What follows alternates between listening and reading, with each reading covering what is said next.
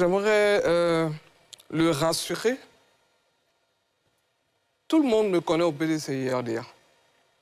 Tout le monde sait que je ne lâche pas une affaire dans laquelle je suis. J'ai été membre du secrétariat exécutif pendant 10 ans et tout le monde savait les débats que je faisais. Même devant le président Arikona Bédié, je défendais mes opinions. Tout à fait. M. Anouma Magoué, là, c'est un de mes aînés. Tout à fait. Je défendais mes opinions, même devant Arikona Bédié. Tout à fait, tout à fait. Je disais ce que je pensais du PDCI-RDA, bien évidemment en interne. Donc, je n'ai pas changé. Mais m'exclure, c'était vraiment dangereux pour le PDCI-RDA. Parce que j'ai traversé 2 fois la prison pour le PDCI-RDA. Et je ne pouvais pas accepter que quelqu'un qui arrive 23 ans après m'exclue du PDCI, qui me dit je ne dois pas utiliser le pain du PDCI, je ne dois pas rentrer même à la maison du PDCI-RDA, je ne pouvais pas accepter. Parce que lui, il n'a fait aucun combat. Et c'est ce combat-là que j'ai mené. Ça profite à Bion, ça profite à Paul, ça profite à Pierre.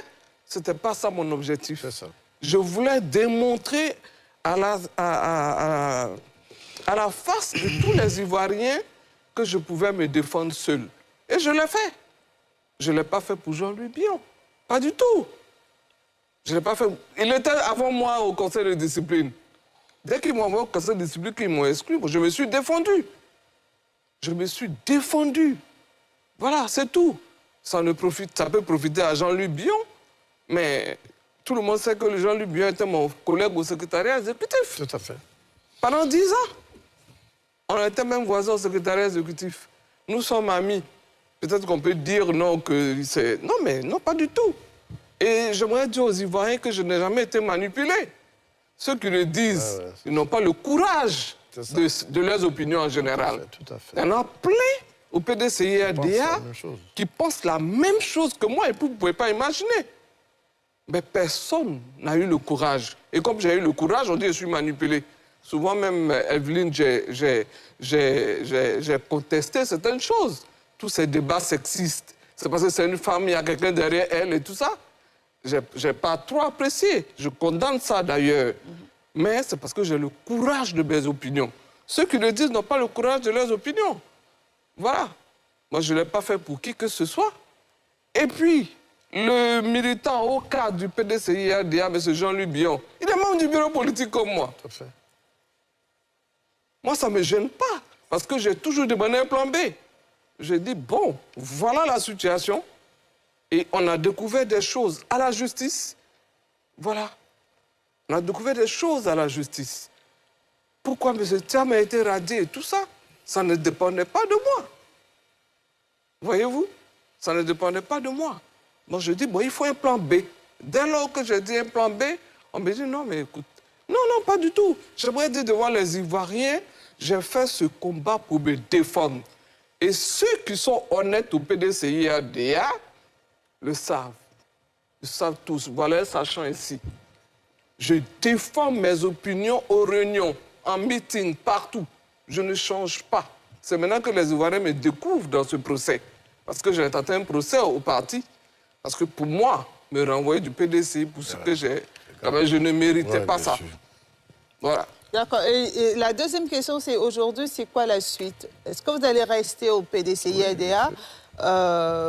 Vous parlez du soutien que vous avez apporté par la suite à Jean-Louis Bion au nom de votre combat. Jean-Louis Bion retenu sur la liste électorale, retenu en tant que candidat pour la présidentielle de 2027, mais pas sous la bannière du PDCI.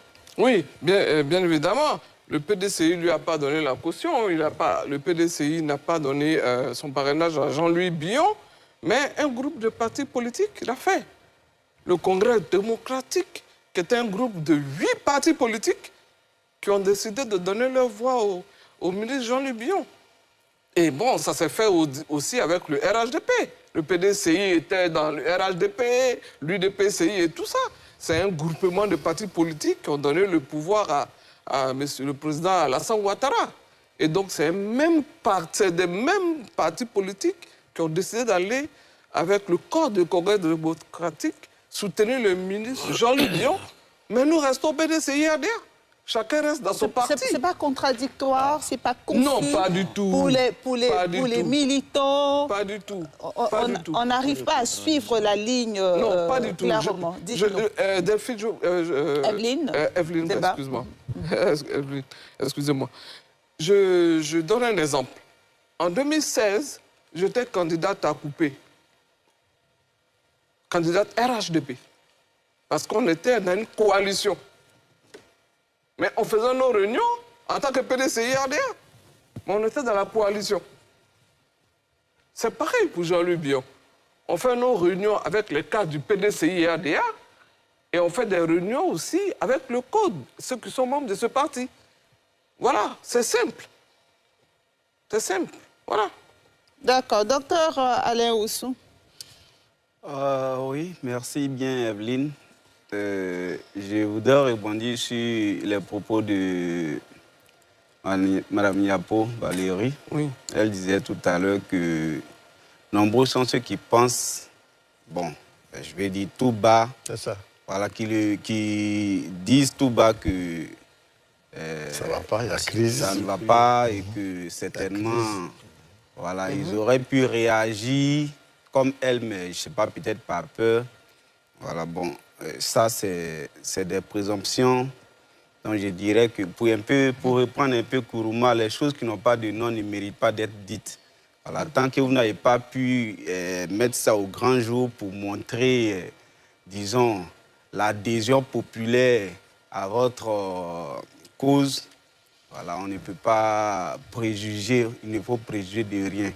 Moi, ça, c'est...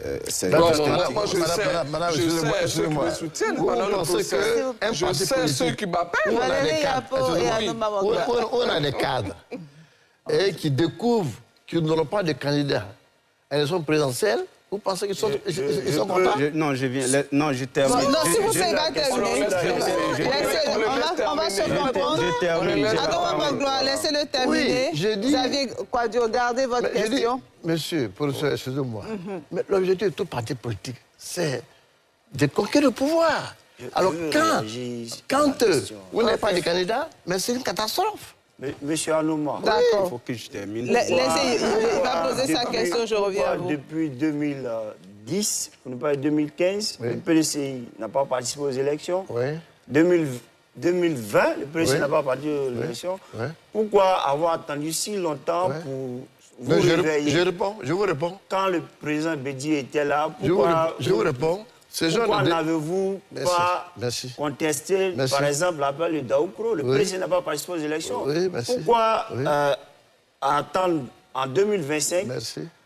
Et je dirais 3, parce que c'est depuis août. Attendre 3 ou 4 mois pour vous réveiller brutalement. Et puis savoir qu'il est urgent d'aller... Mais je vous remercie. Je réponds tranquillement. Vous savez, aux élections. L'appel Daoukro, allez-y, répondez. Comme les fois où on n'a pas eu de candidat, ça fait l'objet de la tenue d'une session du bureau politique. Vous n'êtes pas venu l'étaler sur la place publique. Attendez, c'est le bureau politique. Vous n'êtes pas venu l'étaler. Permettez-lui de répondre maintenant à votre question. C'est le bureau politique qui décide. Bien que minoritaire, vous alliez. Mais ce qui se passe aujourd'hui, ce n'est pas le bureau politique. Quand on fait une alliance, je vous dis la vérité. Qui décide? Il n'y a pas de bureau politique. Quand, par exemple, on fait une alliance avec, par exemple, le PPACI, ça fait l'objet de quelle session de bureau politique? C'est 8 personnes qui décident. Et là, nous, on endosse un certain nombre de choses. C'est ça.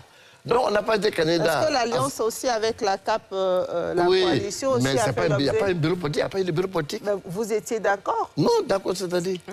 Mais pour être d'accord, il faut que ces décisions soient... Non, honnêtement, pour être d'accord, il y a des instances. Il faut que ce type de décision soit prise au cours d'une session du bureau politique. Le dernier bureau politique s'est tenu à Yamoussoukro. On n'en a pas parlé. Le président lui-même n'était pas là. C'était en mars. Le président était en France. Le président n'est pas là. Donc, non, c'est pas la même chose. Hein. Là, c'est endossé par le bureau politique. On va permettre à Alain Oussou de terminer. Maintenant, nous, on est PDCI, nous sommes PDCI, hein, c'est pas pour partir, on est au PDCI. D'accord. Bon, voilà. Je vais commencer par une mise au point. Voilà, je commence par une mise au point. Par 2 fois, il m'a appelé professeur, il va rectifier parce qu'après, quand je vais sortir d'ici, voilà, je suis docteur. Ah, voilà. Mon docteur, Quand je vais sortir d'ici, Après la première raison, il ne faudrait pas qu'on me taxe d'imposture. Donc, je préfère qu'on rectifie cela. Donc, je suis docteur. On vous écoute, allez-y. OK. Tout à l'heure aussi, quand Mme Yapo parlait, j'ai cru voir à travers ses propos une sorte de connexité entre elle et Jean-Luc Bion. Parce que, qu'est-ce qu'elle a dit? Elle dit aujourd'hui, Dieu merci que certains cadres sont en train d'être gagnés par... Bon, je ne dis pas que je reprends exactement ce qu'elle a dit, mais j'essaie de partager ce qu'elle a dit. Voilà. Qui sont en train d'être gagnés par la lucidité et ils ont commencé à rejoindre Jean-Yves Bion. Mais ce discours-là, est-ce que, de façon sous-jacente, est-ce que ça ne cache pas une certaine connexité entre elle et M. Bion? Est-ce qu'on ne pourrait pas, au regard de ce discours-là, lire une sorte de soutien tacite ou même clairement exprimé en faveur de Jean-Luc Bion? Ça, c'est vraiment... Vous voulez dire depuis le début? Oui, je veux dire depuis le début. Okay. Est-ce que ce n'est pas maintenant qu'elle est en train de mettre au grand jour quelque chose qui a été nourri de façon souterraine pour jusqu'à cet instant précis où maintenant, peut-être que tant d'eau au mur, elle se sent maintenant obligée de mettre la chose au grand jour. Et même là encore, ça demeure implicite.